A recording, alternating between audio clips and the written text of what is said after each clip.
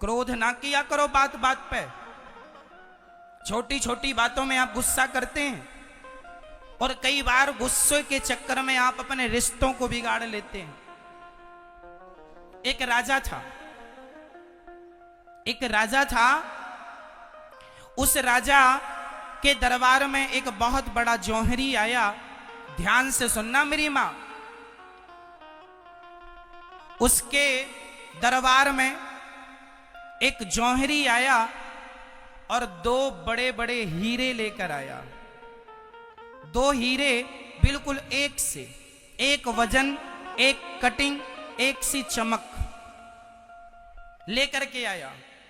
जौहरी ने दोनों हीरों को रखा और राजा से कहा कि यदि आपका जौहरी इन दोनों हीरों में से असली हीरे को पहचान लेगा, क्योंकि ये दोनों में से एक असली है और एक नकली है, जो असली हीरे को पहचान लेगा मैं ये पूरा असली हीरा आपको गिफ्ट कर दूंगा, और यदि नहीं पहचान सका तो हीरे जितना कीमती है उतना धन आपको मुझे देना पड़ेगा।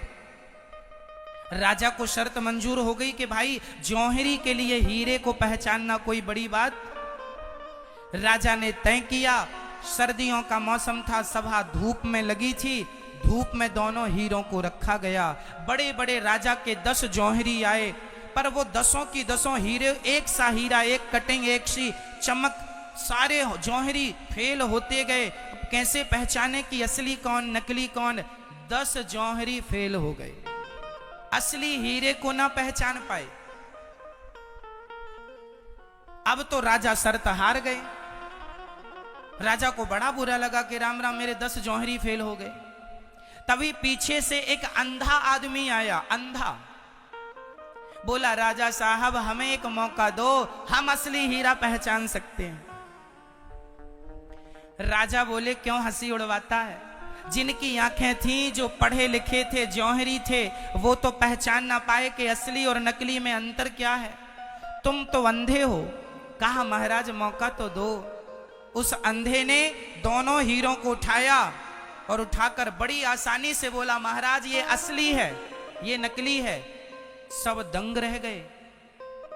जिसका हीरा था वो तो जानता था, अब तो चक्कर में पड़ गया। भाई आप अंधे हो, आपको कैसे पता कि असली हीरा कौन है, नकली हीरा कौन है? दोनों एक से दिखते हैं।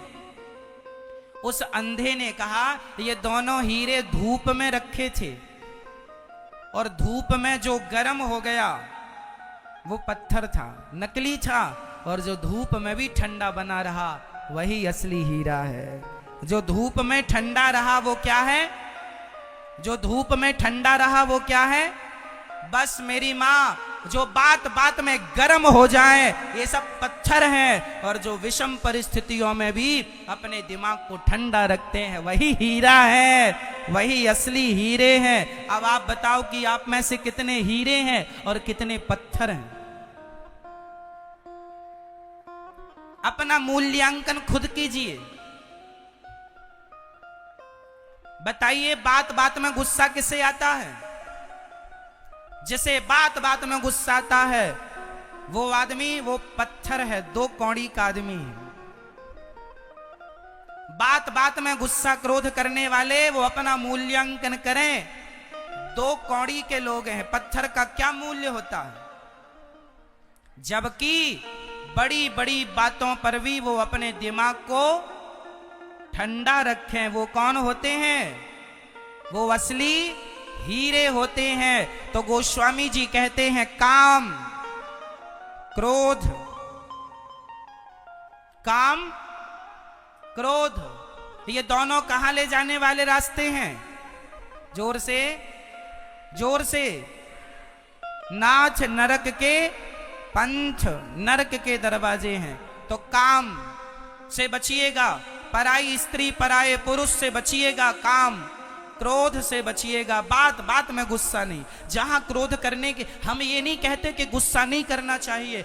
अच्छा बताइए, गुस्सा करना सही है कि गलत है? बोलो, गुस्सा करना सही है कि गलत है? बोलो हाँ या ना। गुस्सा करना सही भी है और गलत भी है। कहां गुस्सा करना चाहिए और कहां नहीं, इसकी कंडीशन है, स्थिति है। कहा करें, अब मैं 2 उदाहरण देता हूं, उदाहरण शास्त्रों के हैं, सुनिएगा। पहला, भरी सभा में द्रौपदी की साड़ी खिंचती रही, क्या भीष्म पितामह को गुस्सा आया? बोलो हाँ या ना? जबकि गुस्सा आना चाहिए था। बोलो हाँ, गुस्सा आना चाहिए था ना। भरी सभा में द्रौपदी की साड़ी खिंच रही थी, पितामह को गुस्सा आना चाहिए था, परंतु गुस्सा नहीं आया तो बाणों की सैया मिली। और दूसरा, जटायु, जब रावण सीता मां का हरण किया, जटायु दौड़ पड़ा, रे रे दुष्ट ठान के न होई, खड़ा हो जा, आज मेरी बेटी को हाथ लगाया तेरे हाथ काट दूंगा। जटायु पक्षी था, भिड़ गया। रामचरितमानस में लिखा है, रामचरितमानस में जटायु ने पंखों से ऐसा प्रहार किया कि कुछ क्षणों के लिए रावण मूर्छित होकर जमीन में गिर पड़ा था।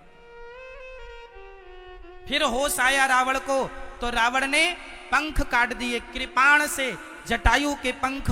जटायु नीचे गिर गए। जटायु से किसी ने कहा, क्यों, क्या तुम्हें पता नहीं था कि रावण से पंगा लोगे तो परिणाम यही होगा? जटायु ने कहा, खूब जानता था कि जटायु जानता था कि रावण से पंगा लूंगा तो परिणाम यही होगा, तो क्यों चले गए मरने?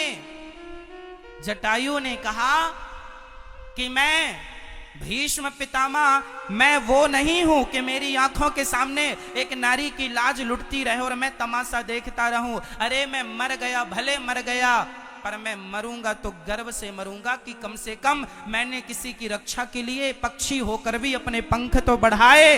हाथ पर हाथ रख के बैठकर तमाशा देखने से अच्छा है धर्म के लिए मर जाओ, धर्म के लिए मर जाओ। जटायु ने कहा, तुम कैसे जाओगे राम के पास? जटायु ने कहा, जब तक पंख थे तो जिम्मेदारी मेरी थी राम के पास जाने की, अब तो पंख नहीं है, अब जिम्मेदारी राम की है मेरे पास आने की। और राम जी ने वो जिम्मेदारी निभाई। जटायु राम के पास नहीं गए, बल्कि राम स्वयं क्यों गए? क्योंकि जटायु ने गुस्सा किया था, क्रोध किया था। क्रोध करने से भी भगवान मिल जाएंगे, परंतु क्रोध सही जगह पर होना चाहिए। बोलो हाँ या ना? क्रोध करने से भगवान मिल जाएंगे। किसे मिले? कोई आपसे सवाल करे कि क्रोध करने से भी भगवान मिलते हैं? हाँ, जटायु को मिले हैं,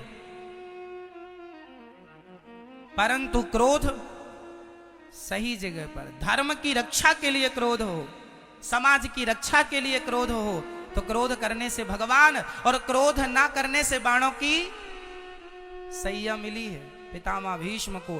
तो बताइए, क्रोध करना सही है कि गलत? सही स्थान पर सही जगह पर करना सही है, और गलत जगह पर करना गलत है। आप अपनी मां पर, अपने पिता पर, अपनी पत्नी पर, अपने बच्चों पर गुस्सा करेंगे, ये सारा गुस्सा गलत है। यदि जरूरत है तो उचित गुस्सा कीजिए, बात बात पे नहीं कि गुस्सा नाक पे ही रखा रहे। इसलिए हीरा बनिए, पत्थर नहीं। क्या बनना है? जोर से, हीरा पत्थर नहीं।